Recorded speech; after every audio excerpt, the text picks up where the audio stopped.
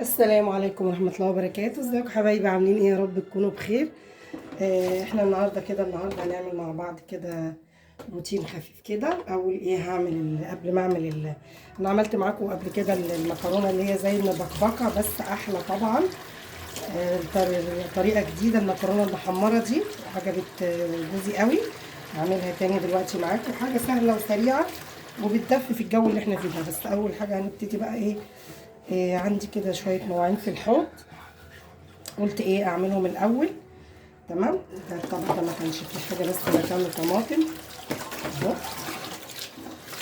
نعمله معاكم كده ان شاء الله اهو. نعمل بقى شويه المواعين دي ونعمل نخش على المكرونه بقى. احكي لك عن الخوف والتعب اللي عيشتني مع هذا الوزع. بعد ما كنا نعرف بعض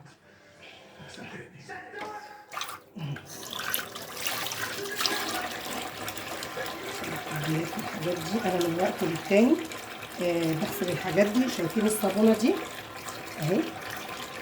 ده من الصابون اللي انا عاملاه بيلمع، ومش قادره اقول لكم بقى جميل جدا. من وقت للتاني بعمل بيت كوبايات، وبعملها بقى بشويه صابون كده سائل عشان لو في ريحه، بس هو طالما عدى عليه شهر ما بيبقاش ليه اي ريحه. وانا كمان عاملاه بالليمون، حاطه له الليمون زي ما انتم شفتوا كده في لا ده غير التاني ده كنت حاطه له اوكسي وحاطه له اوكسجيل وحاطه له داوني، حاجات حتى لو هيعمل ريحه ما بتخليه ملوش ريحه ابدا. بصوا بقى عامل بقى بيلمع لي هنا. بصوا بيخلي المواعين تزيق. وزي ما قلت لكم ان شاء الله كل مره، بس انتوا دعموني باذن الله من غير مقاطعه. كل مره هعمل معاكم كل ما اعرف يعني فيديو جديد او طريقه جديده للصابون اللي هو من الزيت المستعمل هعملها معاكم. انا عملت اخر مره دي عملت ابسط طريقه. تمام. عشان الناس اللي مثلا تقول لك لا طب انا ما فيش اوكسي في البيت، طب انا ما عنديش مثلا يعني داوني لسه يعني ما فيش، وانت في البيت كده ليمون ما فيش ابسط يعني موجود في البيت طبعا. يعني ما اعتقدش يعني ان في بيت ما فيهوش ليمون يعني. تمام. ما فيش غنى عنه، سواء غالي او رخيص ما بيبقاش في غنى عنه في البيت. وعندك السكر وعندك الملح ده اساسي في البيت. بس انا ما عملتش والبطاطس، بس انت بتجيبي البطاطس من بره، والزيت اللي هو انت بترميه بدل ما بترميه بتعمليه. انا ما جبتش اكتر يعني من بره غير هو البطاطس يعتبر. بس يعني هو البطاطس اللي انت غرمتيه من بره بس. وتجيبي النص كيلو او الربع على حسب بقى، وزي ما قلت لكم بالمقدار. تمام. بس اهم حاجه ابعديه عن اي مكان رطب، او اي مكان فيه يجي ممكن ان هو يوصل له ميه عشان بيبوظ. انا كان عندي قبل كده ربع كيلو، خدت منه فات شويه حوالي نص كوبايه. تمام. حطيته في مكان يعني ما فيهوش ميه، بس زي رطوبه كده، وصل له زي رطوبه وباظ.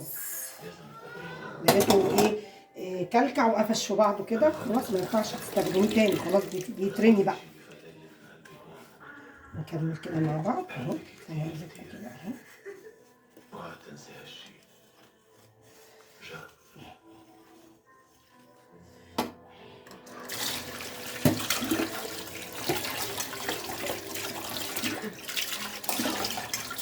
بس بيخلي حتى الأطباق عندك تزيق ازاي. خلي المواعين زي الفل.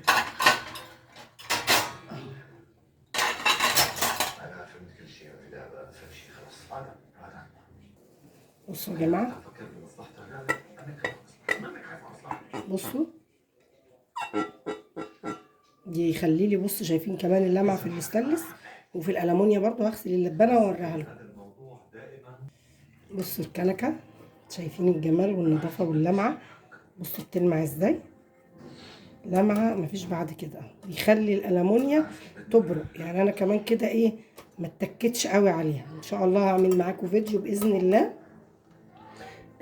تلميع الالمونيا باذن الله، زي ما قلت لكم. عن هناك عندنا في البيت التاني عند والدتي في المونيا كتير قوي، فان شاء الله انا حابه اعمل لكم عليها فيديو عشان اوريكم قد ايه ان الصابون ده سحر يعني، بامانه يعني. اللي ما عندهاش الصابونه دي في البيت، وبعدين انت عشان تجيبيها من بره دلوقتي بتجيبيها بتهيألي ب 10 جنيه. الصابونه بقت ب 10، من 3 ل 4 يعني. كانت في ب 3 ام 3 بقت ب 6 او ب 8، وكانت في ب5 بقت ب 10. فالام 5 بقت ب 10. فعايزه اقول لكم دلوقتي انت لما تعملي الصابون ده في البيت هتعملي كميه حلوه قوي قوي، وتكفيكي طول الشهر. ولو عملتي بزياده تبقى ليكي وتفرقي على حبايبك. الصابون ده جميل قوي. تمام. فاضل بس هخلص بقى ايه، خلاص هنضف بقى الحوض وايه، وهنكمل بقى نعمل مع بعض ايه المكرونه بتاعتنا. بصوا الحوض بقى بيلمع ازاي، بصوا الحوض نفسه، شايفين يا جماعه؟ يزيق. تعالوا بقى كده هنبتدي هنا كده مع بعض. عندي دي حله اهي على النار، شغل الشفاط بس. بصوا كده احنا حطيت الحله على النار اهي. احط سمنه، معلقه سمنه، احط معاها زبده. تمام اهو، معلقه سمنه اهي مليانه حلوه كده. احط معاها برضو ايه كام مكعب زبده، عشان ايه حابه المره دي بدل الزيت احط زبده. هيدي ايه، هيدي لها طعم حلو. تمام.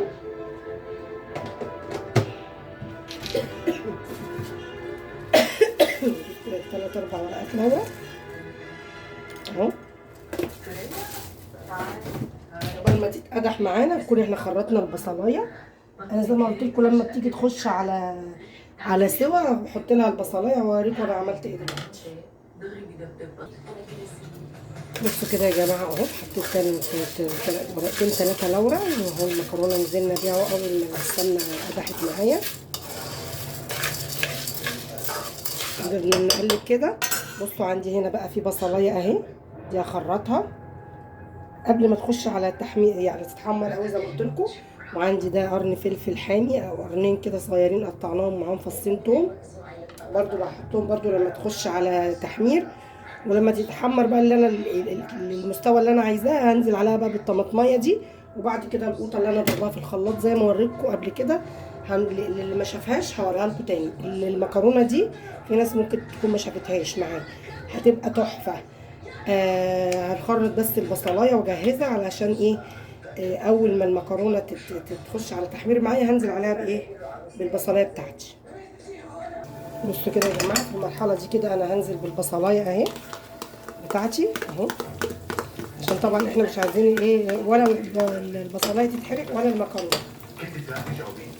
عايزه اقول لكم بقى يعني بتودي الطعم ده البصلايه دي والحركه دي بقى كده مع المكرونه في حته تانيه، بتخليكي تغيري فكرتك عن المكرونه المسلوقه. انا ما بحبش المسلوقه قوي يعني على فكره بالصلصه، يعني بحب المحمره اكتر. فالطريقه دي هتخليكي تحبيها اكتر من المسلوقه اللي بالصلصه. بصوا بقى الجمال والحلاوه اهو. بصوا تبدا بقى ريحه البصله تطلع بقى مع ريحه المكرونه وهي تتحمر دقيقتين بالظبط. وهنزل ايه بالثوم والفلفل، ويا دوب ريحه الثومه تطلع وننزل بالطماطم. بصوا بقى كده اهو، نزلت بالفلفل والثوم، فصين ثوم بس، حابه تزودي زودي، يدي برضو ريحه وطعم للمكرونه بتاعتي. كمان الترقعه عشان الفلفل يعني كمان اللي انا قطعته. يا دوبك الريحه تطلع هنزل بالطماطم. الريحه بقى عايزه اقول لكم تحفه كده. خلاص كده الطماطم بتاعتها لازم نديها تشويحه كده مع التوابل بتاعت التوابل برضو. لما تاخد تشويحه مع الاكل ده بتبقى جميله.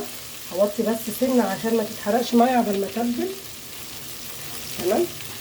حط لها بس المرق بتاعي اهو، روكو بس كده كويس. ايه اهم حاجه عشان ايه ما نحطش ملح ولا في حته مكلكعه تدينا طعم ايه الماء الحادق يعني. يا دوبك بس بتشوح التوابل مع بعضها وكده، وانزل بالطماطم مش هكتر عشان احنا حاطين مكعب مرق، فلفل اسود، شويه كمون وشويه بابريكا، لان انا مش هحط شطه، لان انا في قرن من القرنين اللي انا حطيتهم دول ممكن يكون ايه حامي شويه معايا. تمام بصوا كده هي بس تشويحه كده، واحنا مش هنعرف نظبط يعني نعرف ان هي عايزه ملح ولا مش عايزه غير لما ننزل القطه المضروبه عليها الطماطم وايه تشرب ايه منها، يعني تدي تاخد غلوه، وبعد كده هنعرف بقى اذا كانت عايزه ملح ولا لا. كده تمام.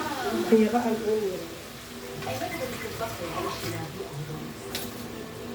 على فكرة أنا أعترفت أول شيء هو ولا حاجة حتى مع سارة ورجع رفع الأرض وصالحه، وبكل صراحة أنا معتبرة إنه اللي عمل صح. عايز بس شوية مية كمان عشان أنا بحب إيه لما كنت عاملاها المرة اللي فاتت بيبقى فيها زي إيه زي شوربة كده، شوية طماطم بسيطة فيها بس كده. بصوا كده الجمال بتاعنا.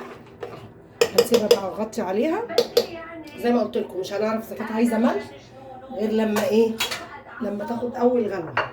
تمام نغطي بقى على اللسان عليها بس مش قوي برضو عشان ما تتلسعش، واسيبها بقى ايه اول ما تتشرب اوطي عليها وارجع اقدمها معاكم ان شاء الله. بصوا يا جماعه المكرونه بتاعتنا مش قادره اقول لكم، بصوا قد ايه مفلفله وجميله، وبصوا كانها فيها زي شوربه كده او صلصه بسيطه. الريحه بقى والطعم تحفه، بس هي سخنه خالص يعني مش هقدر ادوقها دلوقتي. وهنعملها بقى هي ناكل جنبها لفت مخلل، بس جو ساقعه وانا كسلانه اقف مش هقف في المطبخ كتير، كسلانه مش قادره اقف في المطبخ كتير. هتعملي المكرونه دي حاجه سهله وسريعه ومتاخدش وقت، وناكل جنبها لفت مخلل وزي الفل وحلوه رضا. وده كان عشان النهارده، يا رب يعجبكم. ما تنسوش اللايك والاشتراك في القناه عشان يوصلكم كل جديد، والسلام عليكم ورحمه الله وبركاته.